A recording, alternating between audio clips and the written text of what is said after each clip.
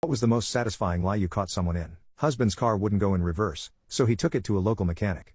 I had been to that mechanic in the past with my car and he was trying to charge me for a $3,000 part/work that turned out to be a simple loose bolt. Phew. Glad I got a second opinion on that one.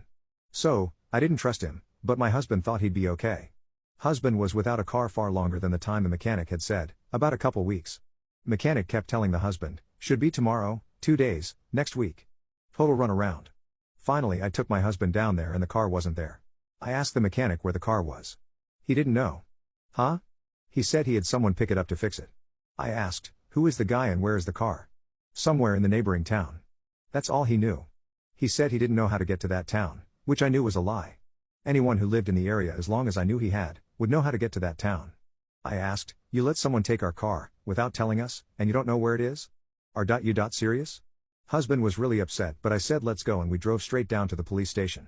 We shared the story and we were told that the mechanic was probably getting ready to sell the car because they'd had multiple complaints against him. An officer followed us back to the shop and asked the mechanic about the car. The officer got pretty much the same answers we did but told him he needed to have that car back in 24 hours or he'd be charged with auto theft. Next day, the husband got a call. The car was back and fixed at close to $4,000. Just a few days after picking it up, the original problem with the transmission happened again.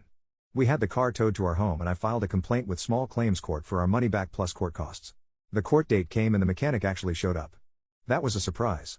He came and talked to us and said he was selling property in California and would be able to pay us the money but not that day. We went with him to speak to the judge who told him he'd have a month to get the money and set a new court date.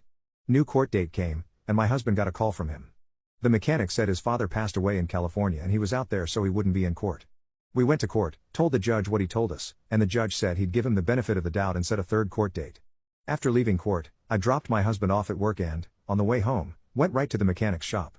He was standing outside smoking a cigarette. I turned around and drove in. He was nowhere to be found, but I asked one of the employees if he was there. Employee said yes, and went with me looking for him. I was not about to leave. He was hiding in the bathroom and I was going to stay there if it took all day and night. Finally he came out and I had my phone's video on. I told him I was so sorry to hear that his dad died, but I suspected the judge would be very interested in what I had to show him. Then I turned and walked to my car. He came running after me and said, meet me at the bank, I'll have your money. Which I did, and he did.